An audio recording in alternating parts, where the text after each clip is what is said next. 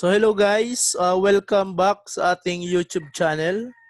So pagpapatuloy ng ating discussion, ito yung part 2 ng ating electrical design analysis. So yung topic natin ngayon is compressor motor loads. Alam nyo guys, itong compressor motor loads na to, ito yung equipment or combined equipment ng compressor and condenser motor. So, ngayon, umpisa na natin kung paano nga ba ito dinidesign doon sa electrical design analysis.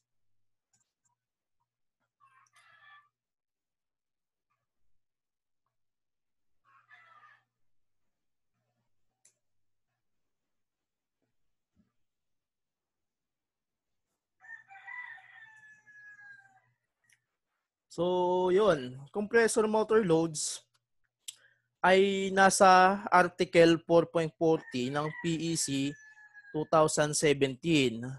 So, ito yung mayroong provision para sa individual at grupo ng mga hermetically sealed motor compressor. Ano nga ba yon? Itong mga hermetically sealed motor compressor, ito yung mga motor na ginagamit sa HVAC. Ano yung HVAC? Ito yung heating, ventilation, and air conditioning system. So, sa madaling salita, ito yung mga motor na ginagamit sa mga aircon, mga rep, at sa mga exhaust fan or ventilation system. So, yun.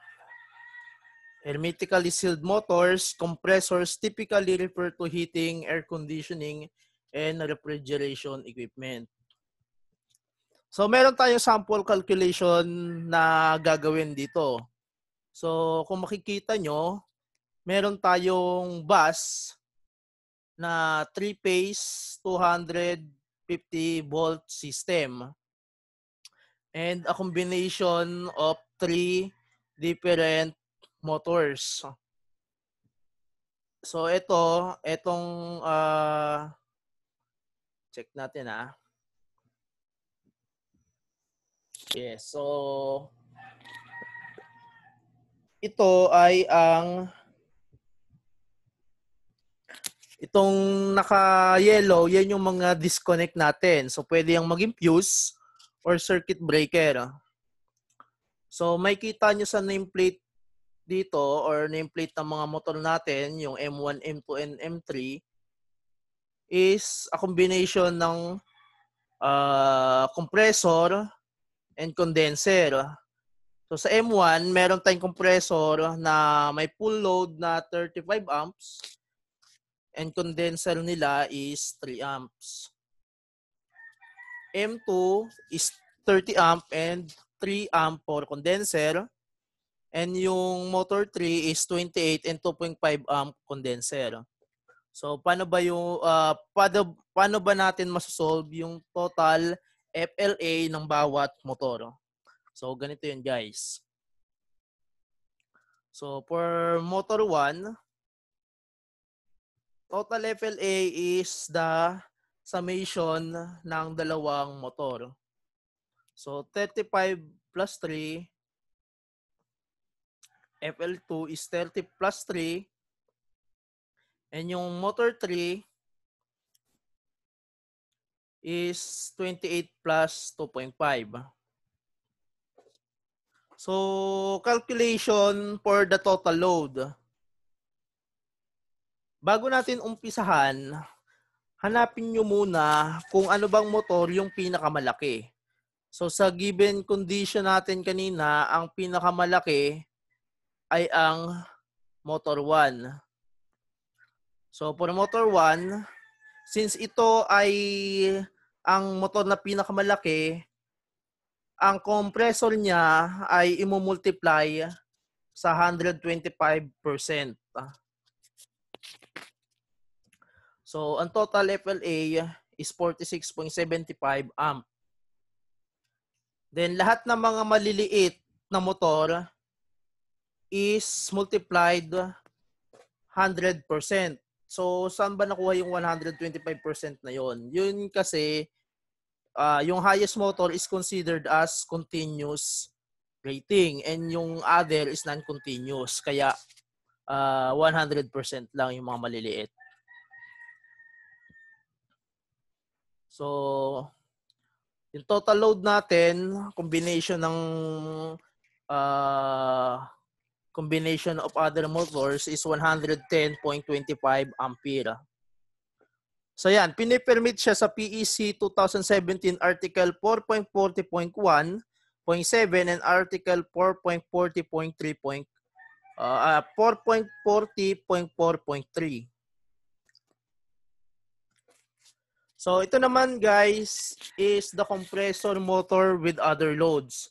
So combination siya ng other loads other than motor.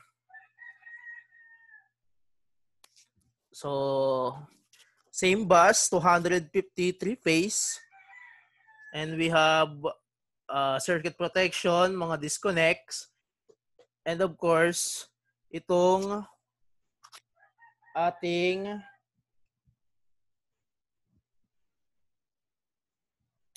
ito yung ating static or other loads. So ito pa rin yung combination ng ating mga motor. So largest motor is considered as continuous load. So kaya i-multiply natin sa 125%. Then this static load or other load is also considered as continuous load. So paano ba natin kinu-compute? So ganun din katulad ng kanina. So the largest motor, yung compressor,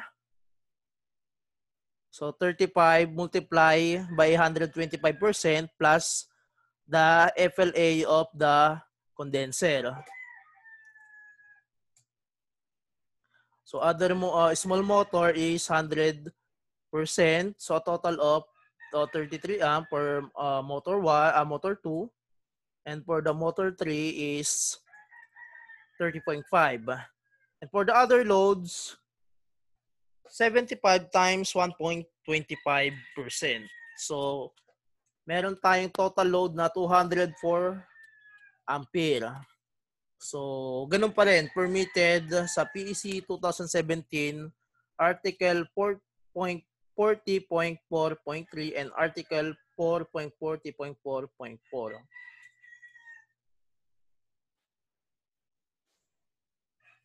So yung load natin dito, ang total load natin in terms of kVA is 81.26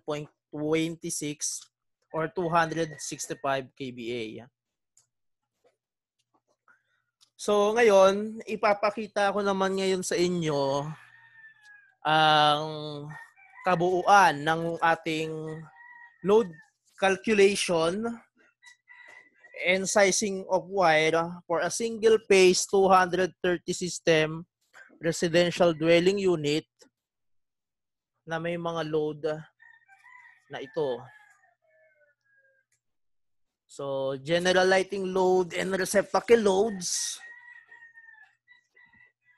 Ang ating mga given is 750 square meter para sa area. At may dalawang small appliance circuit and dalawang laundry units.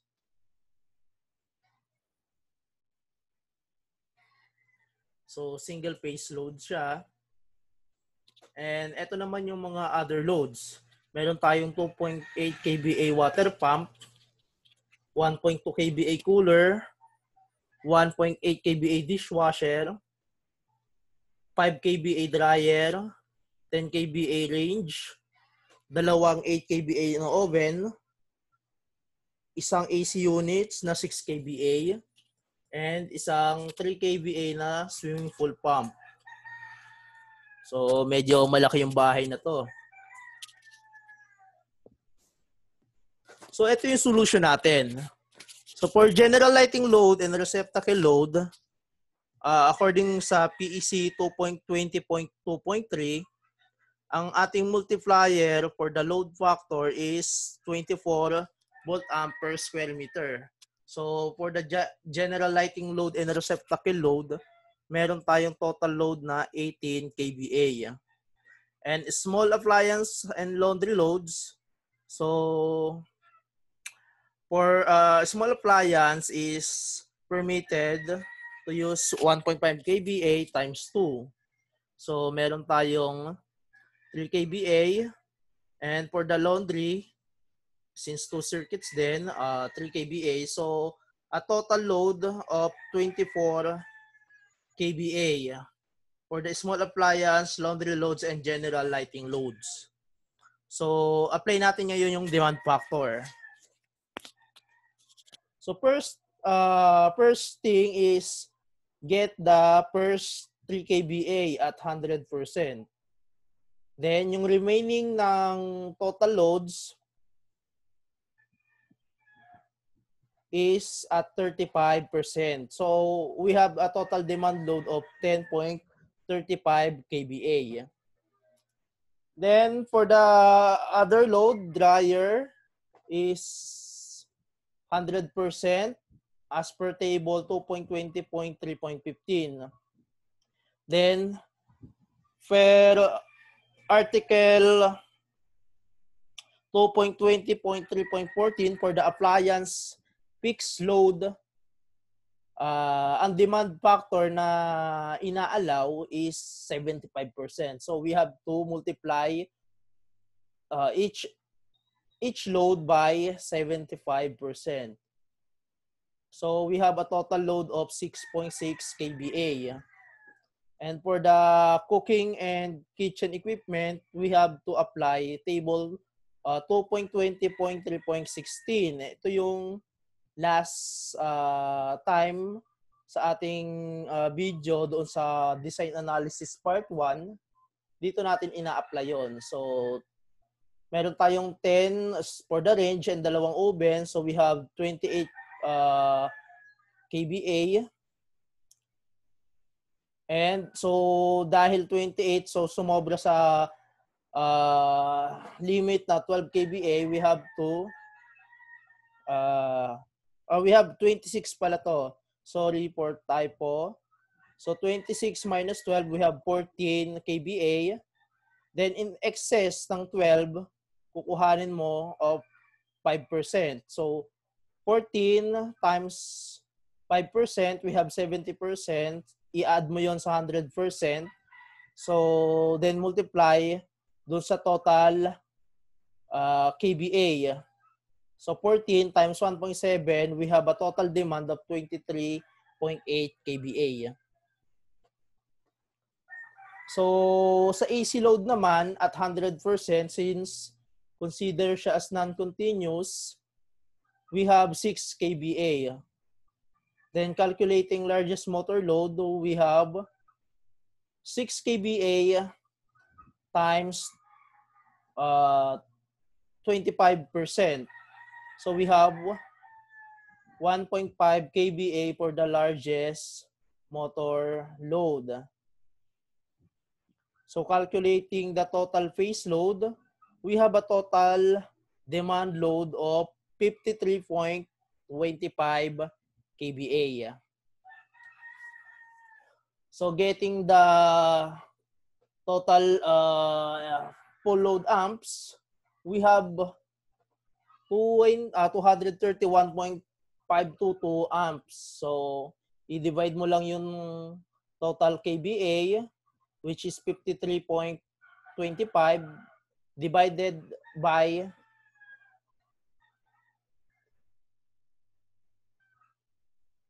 or divide by 230 volt. So, we have 231.52 amps. So, sizing for the overcurrent protection, 231.522 times 1.25. So, we have 289.403, which requires 300 ampere overcurrent protection device.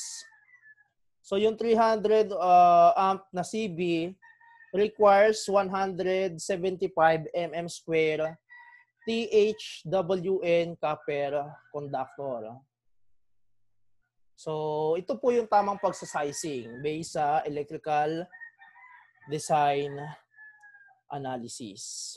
So ito yung mga reference natin. Of course, the Philippine Electrical Code, STORCAPS, National Electrical Code, and NEC Handbook 2017. So thank you guys. So sana marami kayong natutunan, and please subscribe, hit the button, and share our videos. So kung marami kayong natutunan, pwede kayong mag-comment and like sa aming mga videos. And we are also welcome you to request other topic or analysis na maaaring sa tingin nyo ay makatulong sa inyo. So dito na lang po. Maraming salamat.